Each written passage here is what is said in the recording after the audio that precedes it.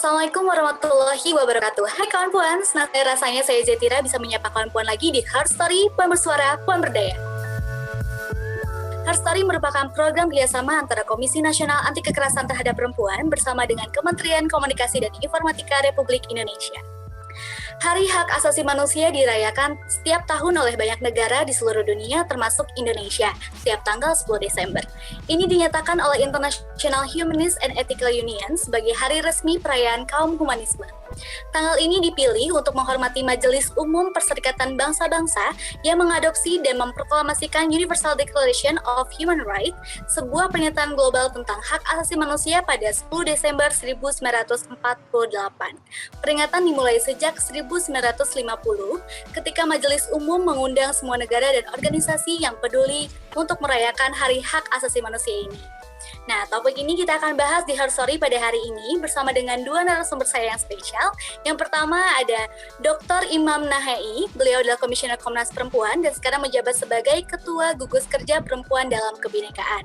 Dan kedua adalah Dr. Siti Rohaini Zahayatin MA, beliau pernah menjadi Ketua Komisi HAM Organisasi Kerjasama Islam atau OKI pada tahun 2012 sampai 2014. Dan sekarang beliau menjabat sebagai tenaga ahli di Kantor Staf Presiden pada bidang hak asasi manusia. Mari kita sapa dua narasumber saya hari ini. Halo Ibu dan Bapak, bagaimana kabarnya?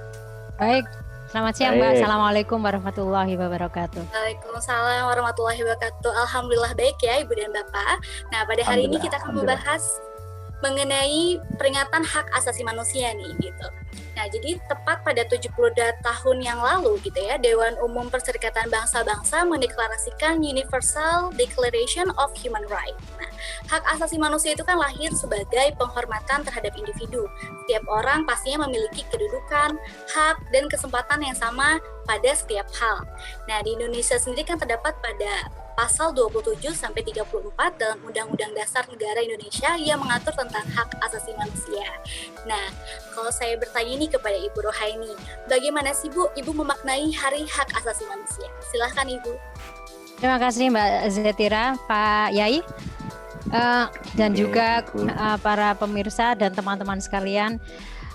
Tentu peringatan Hari HAM ini adalah satu momentum ya yang memang perlu kita peringati dan kita rayakan ya, karena ini adalah bagian dari komitmen internasional ya.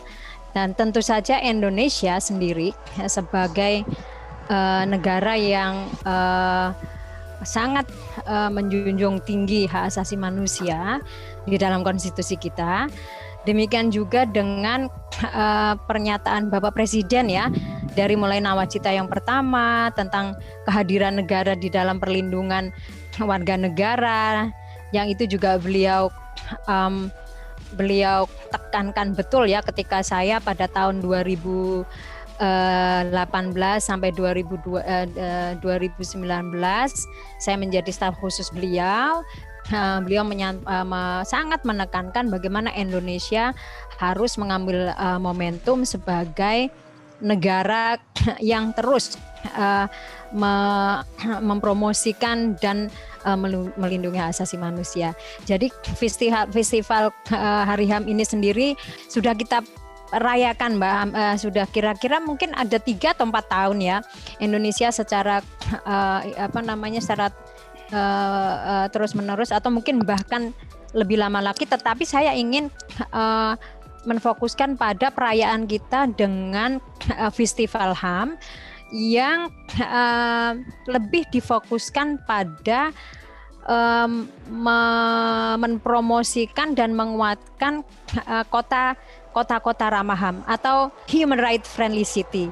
Ya, yang ini sudah yang ketiga ya. Yang pertama itu di Jember, kemudian yang kedua di Wonosobo, dan nanti yang akan datang ini pada bulan November, kalau tidak Oktober November ya, atau Oktober sampai November, kita akan merayakan festival HAM ini di Banjarmasin. Tetapi karena sekarang sedang pandemi, kita akan merayakannya secara virtual. Ini atas kerjasama antara Komnas HAM, kemudian Kantor Staf Presiden, dan juga Infid. Jadi keterlibatan kantor staf presiden itu adalah merupakan satu komitmen tinggi ya, teman-teman yang sangat kuat dari Bapak Presiden bahwa Hari HAM ini harus menjadi perhatian kita. Demikian, Mbak.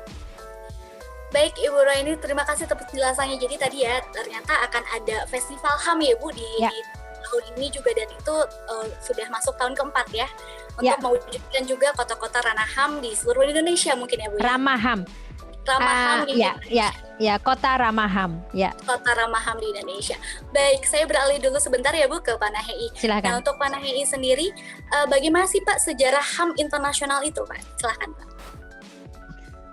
Baik, sesungguhnya sejarah perjuangan untuk memenuhi hak asasi manusia itu adalah setua usia manusia itu sendiri, setua peradaban manusia itu sendiri. Bahkan sejarah nabi-nabi yang pernah diutus Tuhan ke muka bumi, itu semuanya adalah untuk memperjuangkan hak asasi manusia. Dan itu terus berlanjut pada masa para filosof Eropa, filosof Yunani, kemudian bergerak ke masa modern sampai pada akhirnya muncul apa yang disebut dengan Bill of Human Rights, itu prasasti tentang hak asasi manusia dunia yang ditandai dengan lahirnya DUHAM dan dua perangkat lainnya, yaitu SIPOL dan HH ECOSOC. Inilah tonggak sejarah HAM di dunia modern. Sekalipun sesungguhnya seperti saya katakan bahwa perjuangan hak asasi manusia sesungguhnya telah berakar jauh dalam sejarah umat manusia. Nah, di Indonesia saat ini perjuangan pemenuhan hak asasi manusia bukan hanya menjalankan komitmen internasional, bukan hanya menjalankan komitmen hak-hak universal internasional, tapi sudah menjelma menjadi hak-hak konstitusi yang disebut dengan hak-hak konstitusional warga negara. Kenapa begitu? Karena beberapa instrumen-instrumen HAM internasional sudah banyak yang diratifikasi di Indonesia, tidak kurang dari 15 atau 14 ya protokol dan konvensi yang diratifikasi di Indonesia. Bahkan ada 2 undang-undang khusus tentang HAM, yaitu Undang-Undang Nomor 39 tahun 1999 tentang hak asasi manusia, dan juga undang-undang ini seperti dikatakan tadi oleh pengantar, bahwa di dalam Undang-Undang Dasar pasal 28A sampai J itu memuat hak asasi manusia itu. Itu artinya dalam konteks Indonesia, perjuangan hak asasi manusia adalah perjuangan memenuhi hak konstitusional warga negara.